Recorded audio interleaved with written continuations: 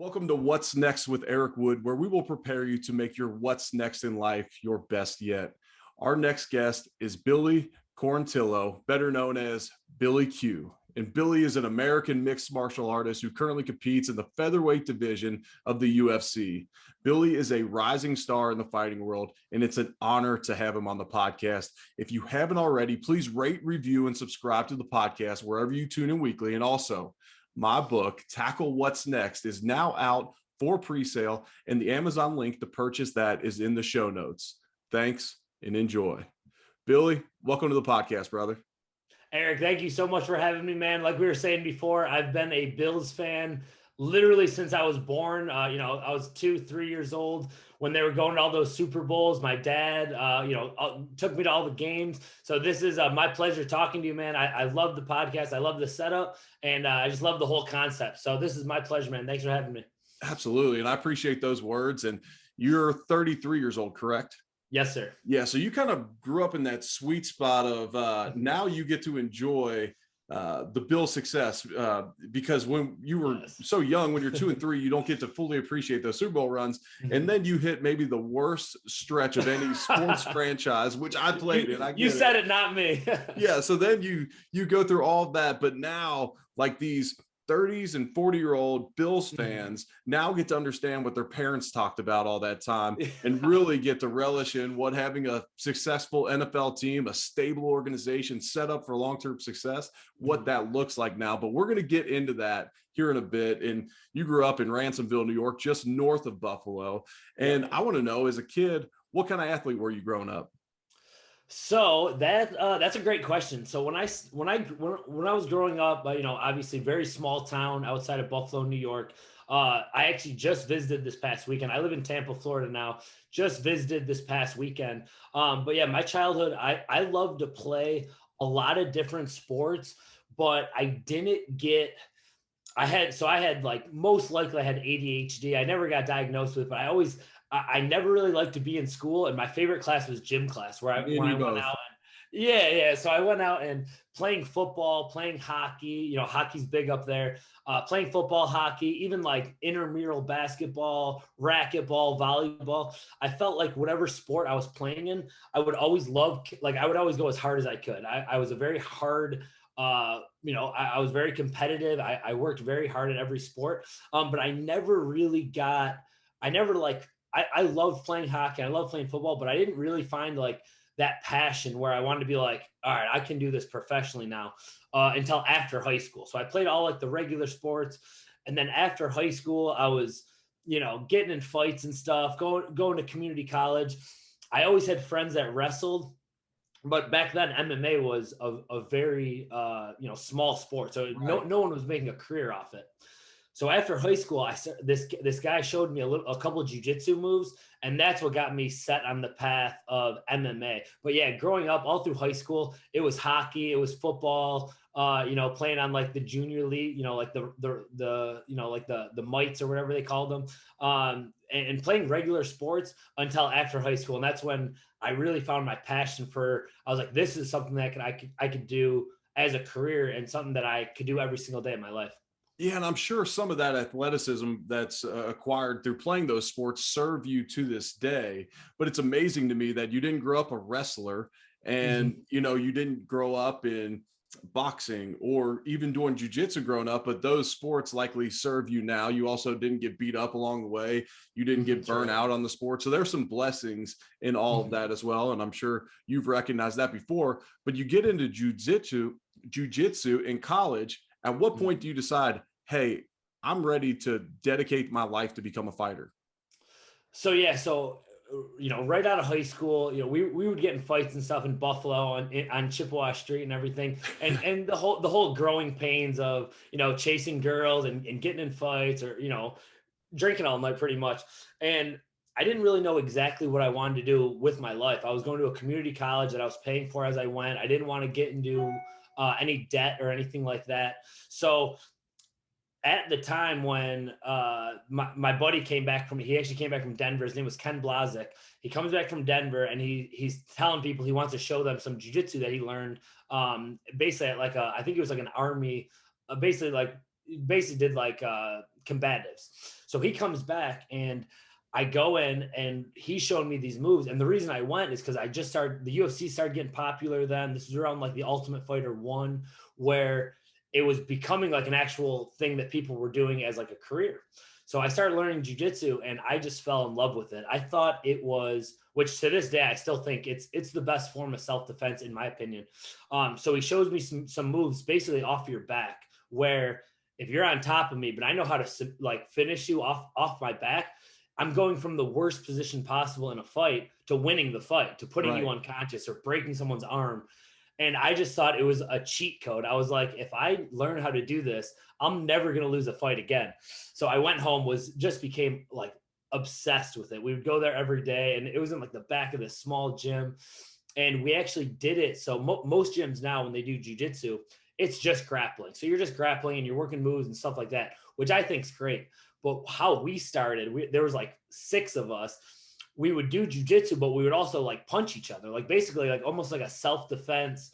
Like if you're going to try to submit me, I'm going to be able to punch you in the face, which Right. I'm very grateful I started doing that, because there's some moves where I might try to armbar you, but you might slam me on my head or punch me in the face.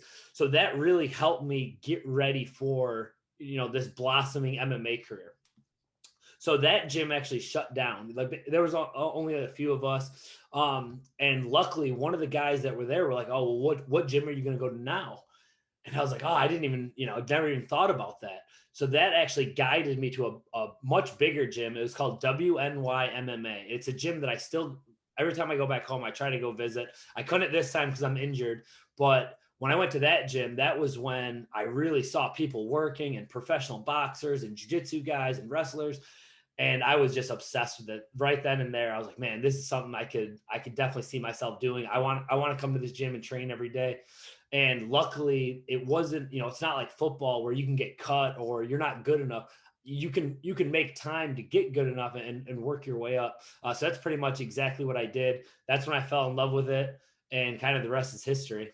What a cool story that is. And I often say that what you ultimately will find passion in for a career is what you like to do as a kid. I guess as a kid, you like to get in fights on Chippewa Street. And so, Yeah. that leads you and generally, when I say that, it takes a certain personality, it takes a certain mindset, a certain toughness about you that's probably innate to some extent to want to get in a ring and really go to battle with somebody. So I appreciate that about you, and I think that is awesome that you found your passion, and it's amazing you found it in a small gym that gets shut down. When you said it got shut down, I couldn't help but think maybe the insurance and liability on a place where you can punch each other in the face. Me being a Was too much.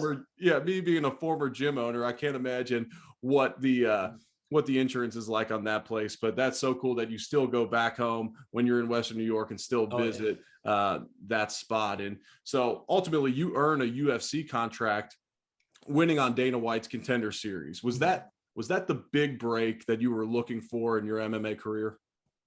Oh yeah, absolutely. So I came. So and let me kind of go back a little bit. So we would get in fights on Chippewa and do this, but I did not like fighting at all. It was actually something that like terrified me, and I think that was something that I needed to face, because I was kind of bored with the whole like go to business school and do this, and the thought of actually fighting someone terrified me. Like it was Really? like, oh my god, I wouldn't know what to do. And then so I started like kind of every day I would test myself. I'm like, all right, man, you got to go to the gym and go fight go spar or move around with the best guys there. And that's what actually was more motivating than just liking to do it. I don't know if anyone likes to go and get hit in the face. I certainly still don't. But the challenges, like the most challenging thing for me was always like putting myself out there, and this was something that really made it like basically terrified me enough where like I'm like I want to do this. And Let's stop there for 1 second. So does that fear ever creep back in when you're heading into a big fight? absolutely, and that's still what motivates me. So there's still, and I'm sure you got the same feel when you're walking out in Ralph Wilson Stadium, the whole crowd's going crazy, and you know what you have to do, and your opponent trained to beat you. My opponents are coming there to embarrass me, to knock me out in front of my friends and family, take my paycheck away. So yeah, my last fight at Madison Square Garden, I'm just getting ready in the back, and I'm trying to kind of play it down, downplay it, like, this is Madison Square Garden. You've seen every great fighter fight here before, and I'm trying to downplay. But man, you walk out there in that crowd and that excitement, it feels like you're like skydiving, and I got in the cage. I'm like, oh man, this is like what you dreamed about. It's so terrifying because anything can go wrong in front of all those people. You could leave embarrassed. You could leave, you know, on a stretcher. Who knows? So that, yeah, to this day, that's what still motivates me to be the best in the world, is that fear of something really bad happening and letting people down that I don't want to let down. Man, that is so cool. And you're right. It's those butterfly moments, those moments that give you butterflies. And whether it's a little bit of worry or whatever causes that worry, excitement, whatever's causing those butterflies, people who haven't experienced that, people that don't step outside of their comfort zone, they don't know the feeling. But that's what makes life worth living. Like when you get over that, even if you do get embarrassed, even if you do lose a game, it's still the fact that you put yourself out there and you faced your fears and you went and competed against the best of the best, or you went into a sales meeting if you're in the business world, or you went and gave a talk, or whatever, you did public speaking, and it's one of your biggest fears. But then you go and conquer that. Like the fulfillment that you can grab from something like that is unmatched. And sorry, I interrupted your story, but I wanted to circle back on that for a second, because it's amazing. You're in a one-on-one sport where in a lot of your self-talk is what I would be saying about the nose guard. I could be going up against the nicest guy in the league, but going into the game, I'm thinking, this guy literally wants to take food off my kid's table. This guy wants to embarrass me today. There's no way that I'm going to let. So I would be doing the exact same thing prior to the game. I can tell, man. And it's something that I didn't notice before. Like when I would watch sports, I'm like, they're just going out there doing what they love. And then when I started getting in, and even as in amateur fights or jiu-jitsu tournaments, I'm walking out there, I'm like, oh man, this is, this, I don't know anything about these. Back then, you don't know anything about the guy you're about to fight, or this or that. And you're like, oh man, this can go south. But you're absolutely right. That feeling of just putting yourself out there and taking the risk, and win or lose. I've had losses, and I've had people DMing me how much I suck or how terrible I am or this, that, but it's worth it no matter what, win, lose, or draw. I always want to be that person that's going out there taking those chances and getting that excitement, because I think that's what life's all about. No doubt. And if you get beat, but you did everything you could control on the front end, preparation wise, you can live with defeat. You can live with a loss knowing that you did everything. Now, if you cheated your training, if you cheated your preparation, you cheated your nutrition, your sleep, whatever it may be, that's when you can have some serious regrets. But, and you put everything in and you still get beat, the Bills lose, whatever it may be, you can live with that knowing you did everything that you could possibly do on the front end of that. But I want to let you get back to your story, because I want to know about kind of the lead up to this big break. Yeah, so after then, I started training at WNY MMA. At that point, though, I already had a feeling I wanted to move away from Western New York. I loved living there growing up, but I felt like in the wintertime, especially in Ransomville, it's a very small town outside of a small town, so it's small.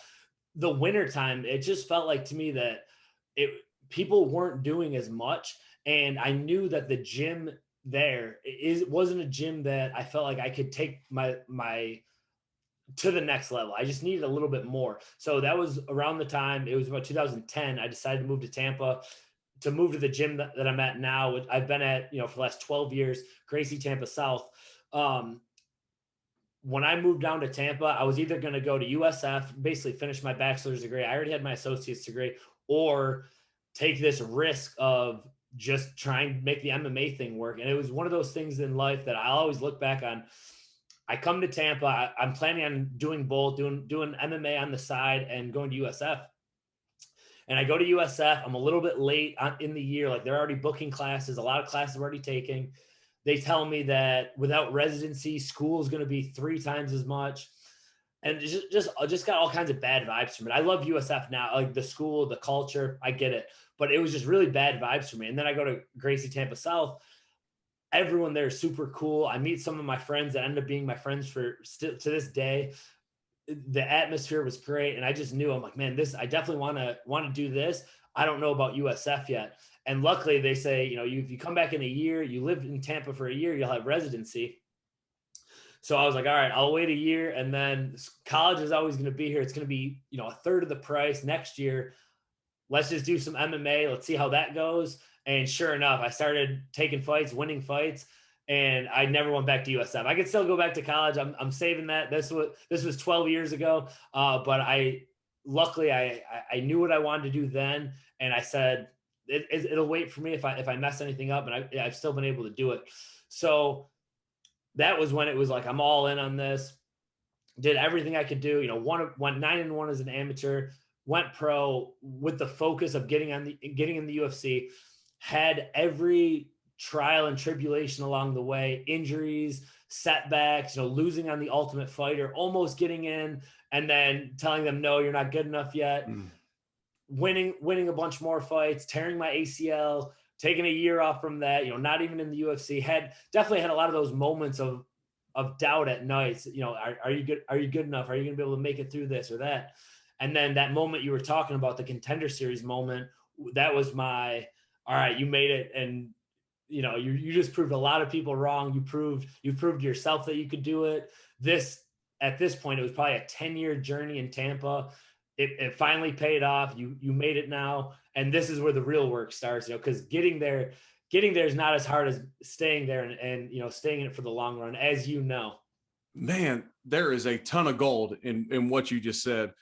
10-year journey to get to that point. How many people in life quit prior to that 10-year mark when all the setbacks happened? When you did an ACL, I did an ACL recovery, and it's terrible. And I can't imagine fighting somebody while, coming off of a torn ACL when you feel like it can snap at any minute, and then someone's targeting it in the ring because they know you're coming off an ACL. I can't, and I'm playing football in a big old knee brace. I can't imagine, you're not going to go out in a ring with a big old knee brace on, and that's going to be cumbersome for you. And so to me, it's that 10-year journey and how special that is. And you'll look back on that and be able to appreciate that time. When you're going through it, it sucks and it feels like it's taken forever. But now when you look back on it, it's like, man, how rewarding was that time to get me into the UFC, which is exactly what you set out to do. And now that you're in the UFC, and I was so sorry to hear about your fight last weekend. We're recording this in mid-July, and last weekend you had to pull out of a fight because of the leg injury, and that stinks. And I was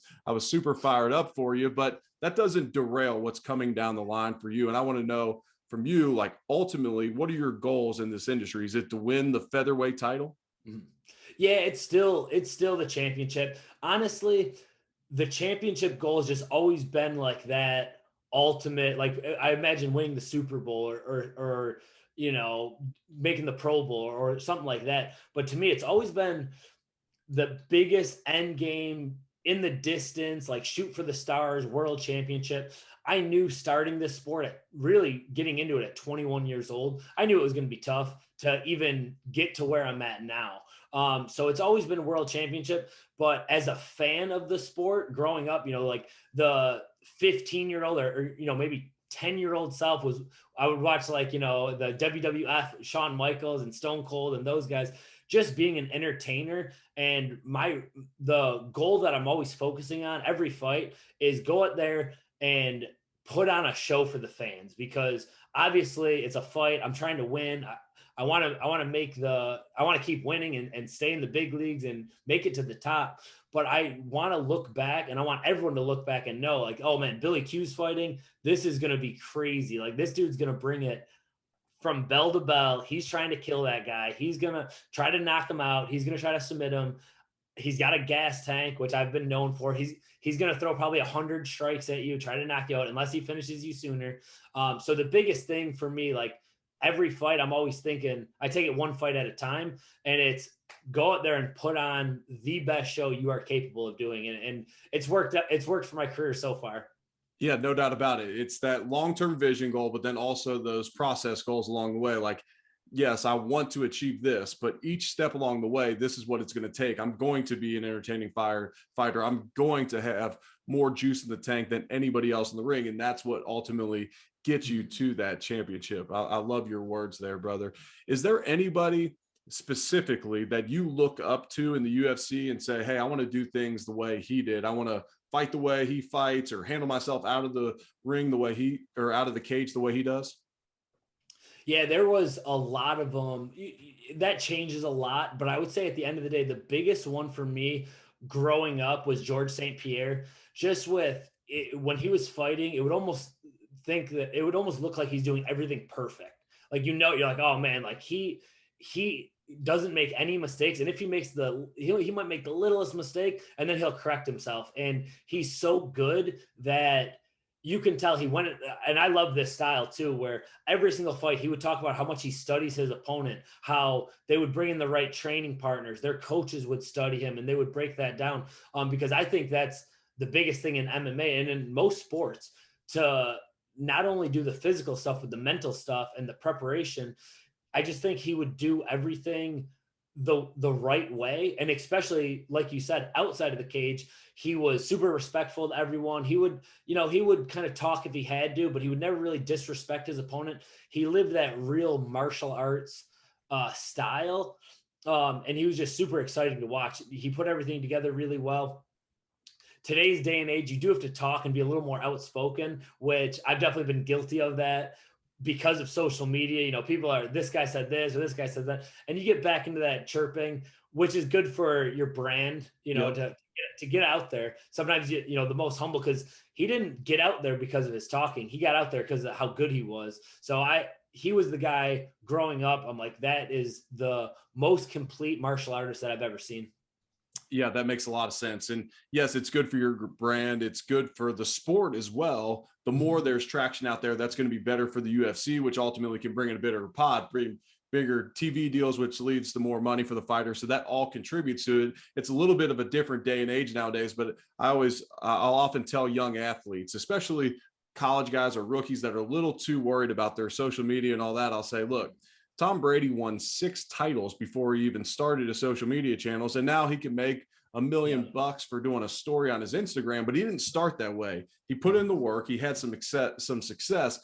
He had a lot of success, I'll say. And then he capitalized off of it. So I think you did it the right way too. That yes, nowadays it's great for your brand. It's great to build up a fight. It's good for pay-per-view sales. It's great for the networks when you're chirping at an opponent. But ultimately, I love that you look up to a guy like that just because he's so far in the spotlight. I want to know, what are your thoughts on a Connor McGregor and the way he handles himself outside the ring? Well, yeah, absolutely. And you're absolutely right. I coach a lot of the young guys at my gym. I'm like the head coach of our amateur fight team. And I completely agree with that. It doesn't matter how much you chirp. The biggest thing at the end of the day, what pays the most is winning. Winning. Yep. That's what every sport is about in America. We're very critical of winners and losers, and you got to win fights. So if you're wasting time on Instagram posting videos or your workouts, but you're not putting the work in, there's nothing wrong with that. Videotape your workouts, post them, get people excited. But if you're not training because you're editing videos or you're making content that you're not putting the work in, you're missing the point completely. And I would rather watch a guy who's 7-0, undefeated, or doesn't really lose that much and doesn't talk at all, to someone who's just nonstop talking. So the same thing with McGregor, like you mentioned, he has all the antics, but what got him the Floyd Mayweather fight, the whiskey brand, all this was along the way. He was talking the talk, but he was walking the walk. He was winning fights. One of the first 2-time UFC champions knocked out Jose Aldo in 13 seconds. So the right thing, the perfect thing to do is to talk and back it up. But if you're not going to get that, you still got to walk, go there and win some fights. You could be completely quiet, but if you're winning fights, people are going to recognize you, and that's going to get people's attention. Yeah, no doubt about it. So I got to ask this, because it crept into my mind from time to time, but ultimately football is what I worked my whole life for. So, and I say this, and I'm leading up to when I was playing in the league, concussions, like all the studies and everything about concussions started coming out, and everyone was saying, man, are you fearful of concussions? Are you worried about the head injuries? And ultimately for me, my career ended by a neck injury, but I would have played till the wheels fell off. I would have. I loved playing ball. I loved playing for the Bills. I loved the organization at the time, especially with the Pagulas, Bean, McDermott, and all that. I would have kept playing. I ask you this, you have a son on the way. Mhm. Is there any reservations about staying in the cage long term because of the long term damage that could come? Uh, it's something that obviously I think about. Exactly what you were saying. Like it is kind of interesting. Like when you're out sparring, and then you see a podcast where someone's like, "Oh, well, every fighter has brain damage, or this or that." Of course, it's something that I think about. But I've been very lucky where there's some guys you watch you watch their fights they're in, and they're either getting knocked out or their opponents getting knocked out, but they're swinging for the fences. I've been lucky to have a career where my whole amateur career, I never got hit hard at all. It was mostly grappling. I would take you down and try to submit you, use my jujitsu. Then when I went pro, every striker that I fought, the same thing. I would take them to the ground or wrestle and try to submit them. So I've never been knocked out cold, knock on wood. And same thing with my sparring. I think I do a real good job of sometimes it happens where you get into some really hard sparring sessions, which are along the way, it helped me get where I'm at now, but I don't spar like that anymore. I think that's where a lot of the injuries happen. I'm sure at practice, when you're practicing to get in the arena, a lot of gyms they go really hard. And when I was younger, I think I needed that. I needed the experience of, all right, this is a firefight. You're fighting for what feels like your life right here.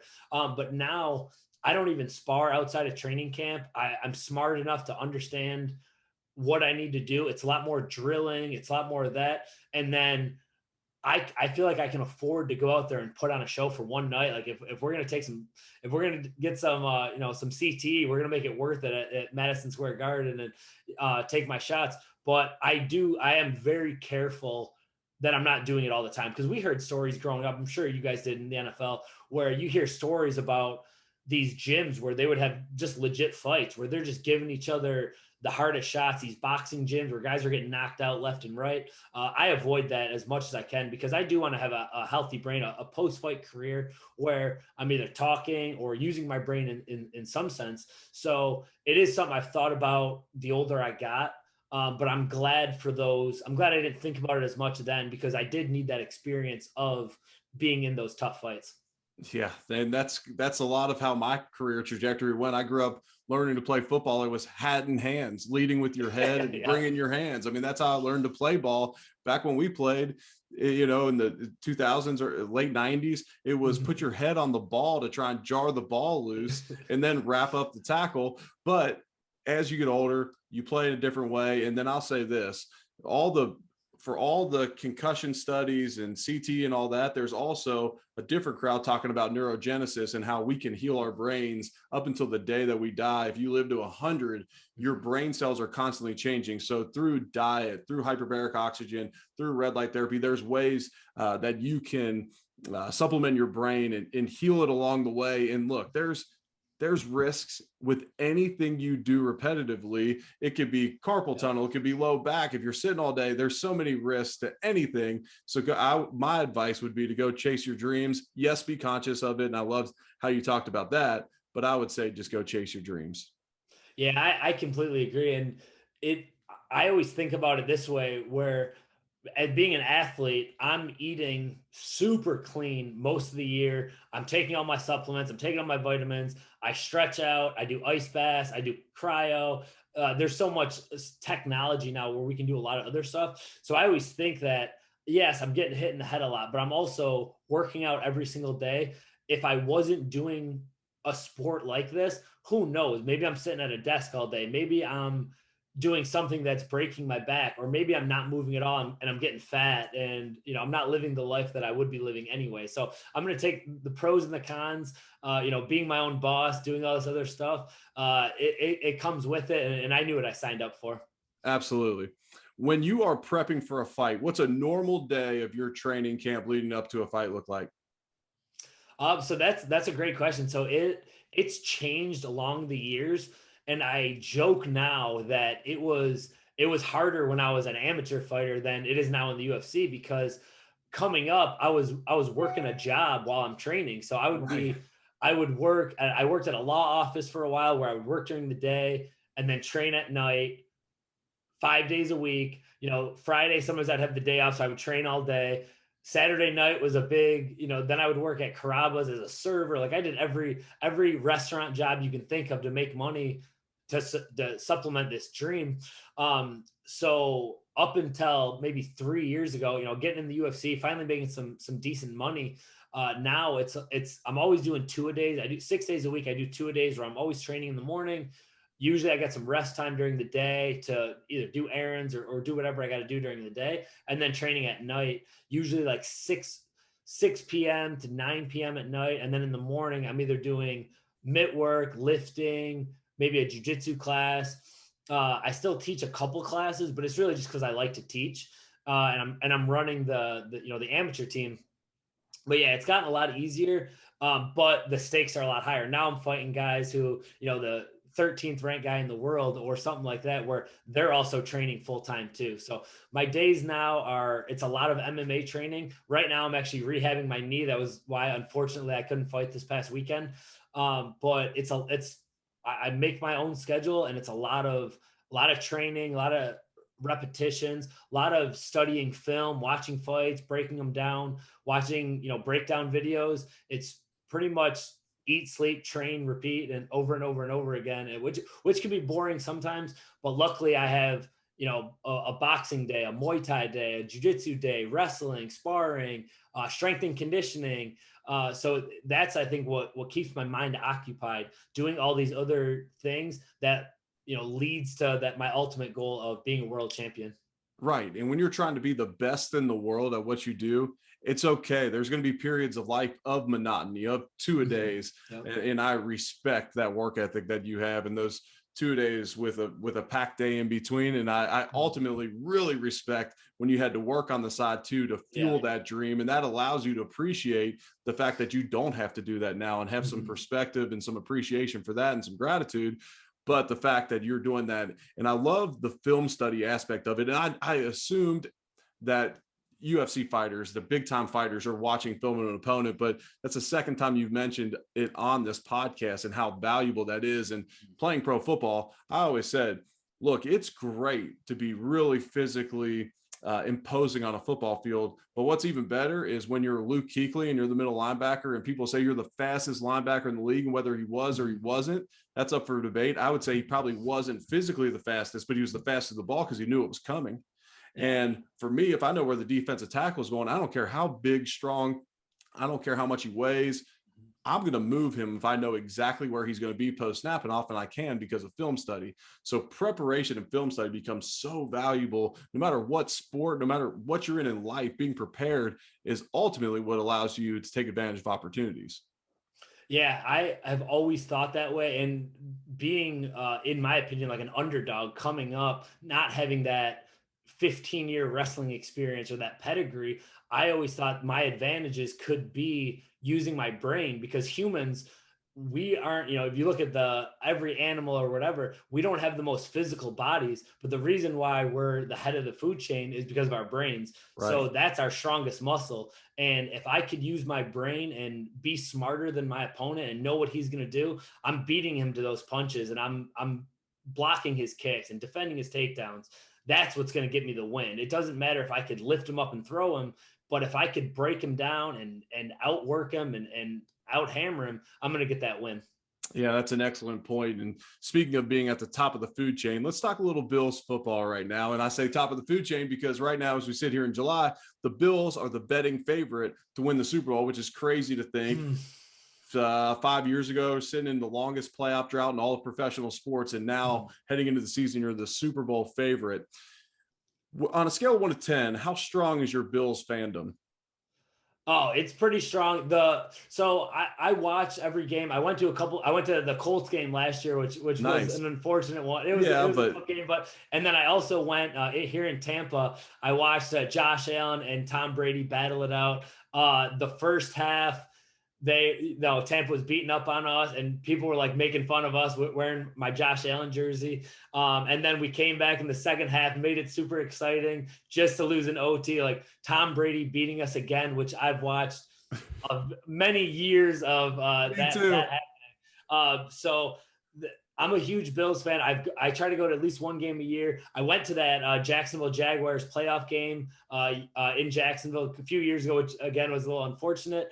But yeah, man, I love the Bills, and that's my team. That's the only team that I consistently watch. I don't really watch any sports anymore. Like growing up, I watched hockey, baseball, football. I'm just too busy now to watch and get attached.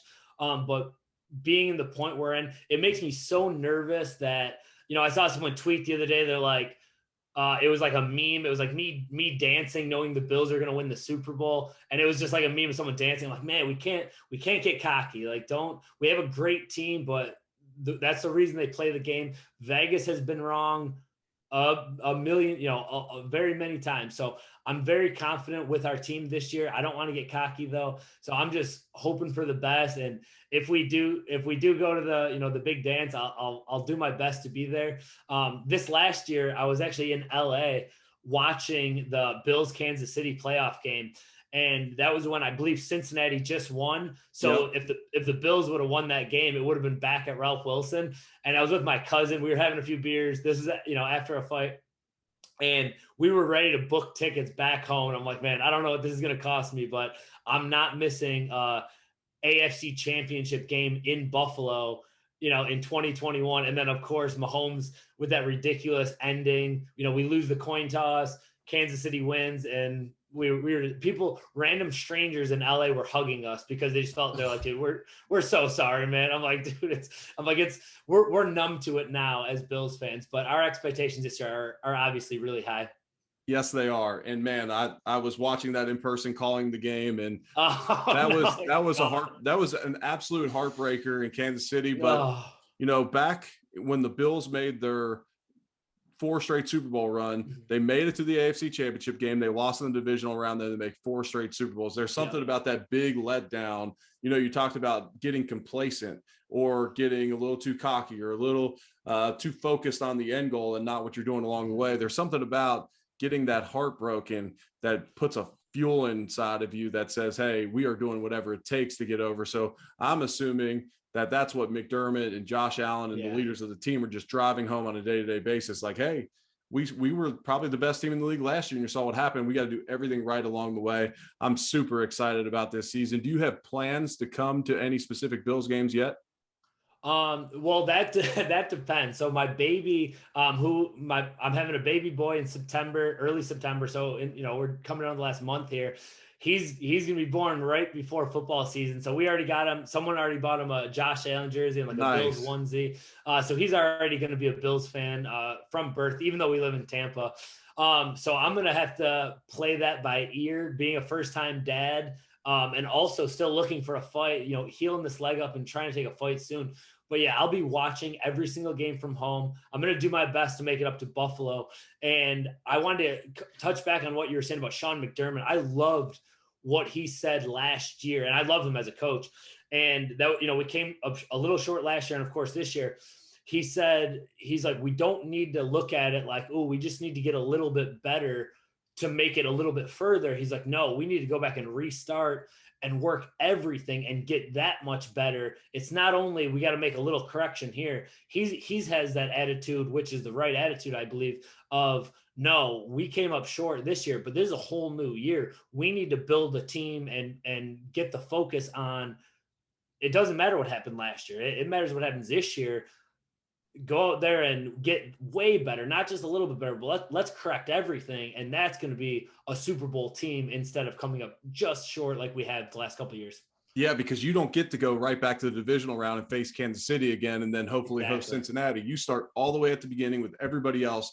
So it's truly a reset each and every season because you don't get to build off that success. And whenever you are, don't rush it because you don't want to rush it getting out of the house with a new baby and all that. But as soon as you're ready, you let me know. I got tickets for you. We're gonna do it right, and hopefully it'll be right after a fight too. We can have some wings and a beer and all that too. All right, I got a few recurring questions for you, and we'll get you out of here. All right. First one, do you have a favorite book? Ooh, a favorite book. So yes, I do actually. So coming up, well, let me say first, I am reading Endure right now by Cameron Haynes. Great book so far. That was the one I've been digging through. coming up, I remember my head coach, one of my mentors, put me on a bunch of books, but one that really stuck out was called The Compound Effect, I believe by Darren Hardy. Yep. And I love that book, The Compound Effect. It basically talks about how your little everyday actions over time leads to either they're going to lead to massive results either way, but they're either going to be, those little positive things you do every day are going to lead to huge successes, and those little negative things every day could lead to really bad things over time. Basically talking about how these days compound over and over. And I think it has a really good message. And I remember reading it for the first time in 2010, and it talks about writing down your 1 year goals, your 5 year goals, your 10 year goals, and what does your life look like in 10 years. And of course, being I want to be in the UFC. I want to buy a house. I want to have a wife. I want to have a kid. I want to do this or that. And what are you going to do every single day to get to those things in your Mm. life, and different aspects, your professional life, your financials, your personal, your relationship, your religious, whatever the case may be. And I think that book really set me on the right path, along with a lot of great people in my life, set me on the path of make every single day count, get 1% better every day, and over time you're going to live the life you actually want to live. Because you can't just wake up one day and I'm going to be fighting at Madison Square Garden, I'm going to do this, I'm going to do that. It takes time, and you got to put the right amount of work in every single day. Bro, that is my message at most of my speaking engagements. So when I There you go. give a corporate speaking gig, or whether it's a team, and whether it's college athletes trying to get to the NFL, whatever it may be, you often underestimate what you can get done in a year, but overestimate what you can get done in a day. Just stack wins each and every day. And if you have a crappy meal, then just get right back on the wagon. Who cares? It's the culminating effect. It's not one bad meal. It's when you say, screw it, now I'm off the wagon. Here comes this. Hey, I spent a little too much money on a credit card. I'm just going to rack up debt. Well, now I can't get that house I want. It's always these decisions. There's another book. If you haven't read The Slight Edge by Jeff Olson, it's very similar to that. I just got done reading it for the second time. Awesome. And it's worth reading. I like it. I'll check it out. Yeah. So, what role does your faith play in your life? That's a really good one. So I grew up Christian, Catholic, Roman Catholic, and always going to church with my parents. Who I just saw. My dad's still going to church every week, which our grandparents kind of instilled with us. Um, it's something that I've always looked to when things are going great and when things are going really bad. It seems like when I am there the most. I remember thinking when I tore my ACL, I was 29 years old. I wasn't in the UFC yet. That was when I was really talking to God, and of course I believe in God, and that was when I was really asking him, what are we doing, man? Like what's going on here? Like, but everything does happen for a reason. And that turned out to be one of the best things that ever happened to me. So when things are going really good, I try to talk to God and thank him and prayer and all that stuff. And when things are going really bad, I still try to understand and try to figure out exactly what the path is that I'm supposed to be on, and the reasoning, and try to figure out the reason of why this happened or why that happened to me. But it is something that I always think about and is kind of in the back of my mind. And I'm thinking about now with my son being born, what role that's going to play in his life. Do we want to go, to, bring him to church and do all that, or what kind of path we're going to bring him on. So it's something that I always think about, and something that's been a huge part of my life at a very young age. Yeah, I like how you said, the good and the bad. And I heard it once said, in tough moments, don't ask why God, like why me. Mhm. You need to ask God, what do you want me to learn from this? What is coming down the line? And then circle back on it and look back, because everything's happening for you, not to you in life. And that always helped me keep some perspective. What was your first car? My first car. So so this was when I was 17 years old. My first car actually was, I believe it was called a Skylark. No, no, a Sun. At first, it was because I had two back-to-back cars. This is fun. The second one was hilarious. So at first, it was a Skylark. It was a Buick Skylark. It was probably 10 years old. Um, Someone else in my family was driving it, and then it got handed down to me. It Yep. was a pretty crappy car, but I thought it was. I just driving for the first time was the coolest thing. Funny thing happened. I had this like jerry rigged sound system because back then this was 2006, 2005, 2006. Everyone's car like had like we put like big speaker in it and Yep. bumped all the rap music and all the all the party music. And I had one of my buddies do it, and apparently the cords weren't going into this giant speaker all the way, and it actually caught my trunk on fire. And it happened at a gas station. So me and my buddy are rolling up, and I'm like, dude, I think like I'm seeing smoke coming out of the trunk, and it started on fire. And I pull off of the gas station, and this little crappy car caught on fire. Which of course I'm thankful my parents got it for me. But so that car like caught on fire, so I can't drive around a car with a giant hole in like the back seat Right. because of the stupid sound system. And so my dad let me drive. It was a Sunhawk, and this giant, like full, like hippie van. It had what, one, two, three, four. It had 3 rows in it, so it was pretty much like a miniature bus. And I was a super broke high school junior, and this was when it was like the George Bush era. Gas was almost what it is now. It's not there Right. yet, but the gas was like $5 a gallon, four and a half, $5 a gallon. And so that thing got 3 miles to the gallon, I think. So I would have to put like $20 in it, and to get like it wouldn't even go up. And I'm just like, Jesus Christ. So I'm pretty much driving around a small apartment. And of course, it's all dented up. All my friends, I would roll up to parties with it. People would be jumping off it and like kicking it. And it was just it was just such a ridiculous vehicle to drive. So that was how my high school went. That's hilarious. That's hilarious. And I bet that was fun until you load up 20 guys in it and you gotta be the driver for a Yeah. bunch of wild buddies for the night. What's your favorite wing spot in Buffalo? Oh man. So people always ask me, they're like, oh, is it Anchor Bar? Is it Duff's? I actually like the small, like, so where I grew up in Lewiston, it's right outside of Buffalo, Niagara Mhm. Falls area. I like those local spots around there because I feel like they've been doing wings forever. So they all like the local smaller spots. The wing place I went to this past weekend, it's like a dive bar right on Military. It's called Judy's Lounge, and it's a really really small place. They got amazing traditional style buffalo. It's blue cheese. They don't even ask you about ranch. It's blue cheese. Either their medium tastes kind of hot. So it's either medium or hot if you're feeling you know risky.